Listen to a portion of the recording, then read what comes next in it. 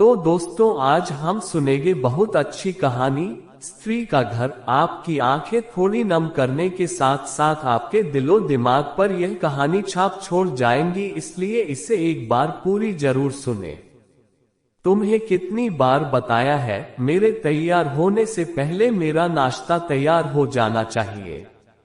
शादी के 25 सालों बाद भी मुझे क्यों बार बार एक ही बात बतानी पड़ती है? लता, तुम्हें क्या है? तुम तो आराम से घर पर रहोगी, मुझे काम पर जाना पड़ता है। तुम हो कि हमेशा बेवकूफों जैसी हरकत करती हो। अगर तुम ये जानबूझकर करती हो तो याद रखना, मुझसे बुरा कोई नहीं होगा। आज भी प्रशांत का पारा चढ़ा हुआ था। इन कटु शब्दों में अपना गुस्सा उतारते हुए, गीला तौलिया कुर्सी पर फेंकते हुए प्रशांत गुस्से से लता की तरफ देखने लगा। लता के लिए प्रशांत का ये बेवजह का गुस्सा कोई नई बात नहीं थी। वह महीने में 3-4 बार ऐसे ही लता पर बरस पड़ता था। पहले पहले लता उसका विरोध किया करती थी, लेकिन जब कई सालों तक प्रशांत में कोई बदलाव नहीं दिखा तो लता ने खुद को ही बदल दिया।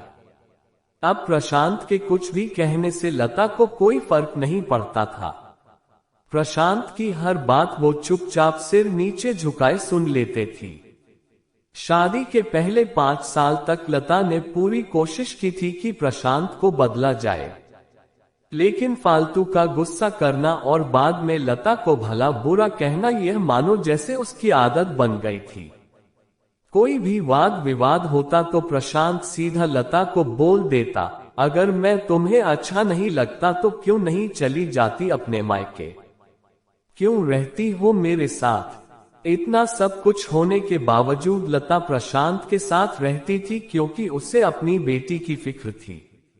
और वह जाती भी तो कहा, अपने बूढ़े हो चुके माँ बाप को इस उम्र में परेशान करना वह नहीं चाहती थी। समाज और लोग क्या कहेंगे, ये भी तो उसे देखना था।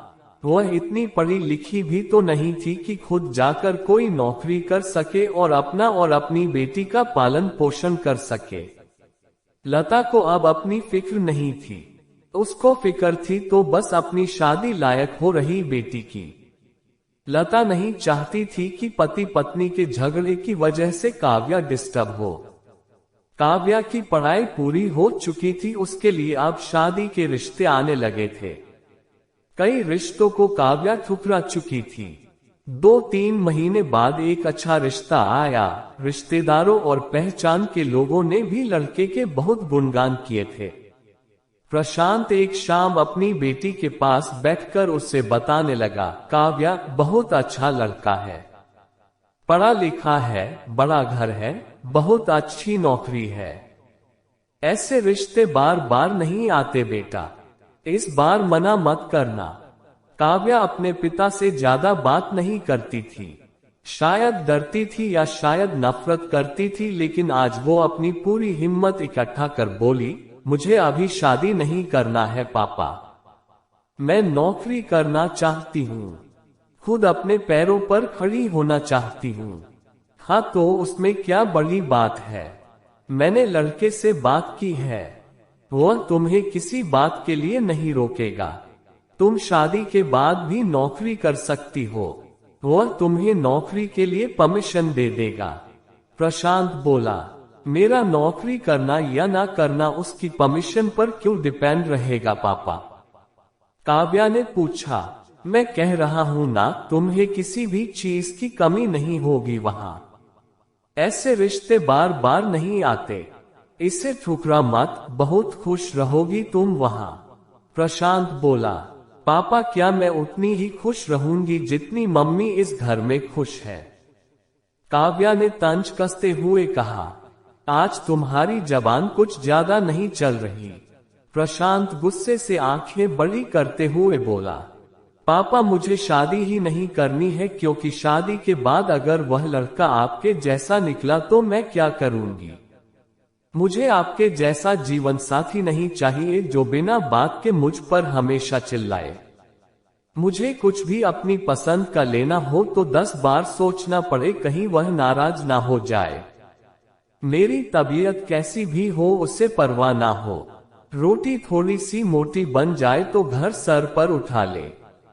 उसकी चेकबुक ना मिले तो भी मेरा ही दोष निकाले, और हर छोटी मोटी बात पर मुझे मायके जाने के लिए कहे।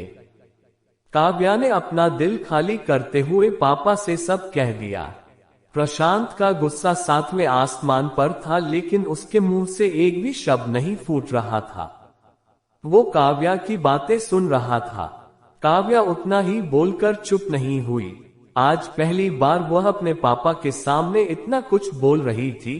पापा, आपने माँ के साथ हमेशा गलत व्यवहार किया है।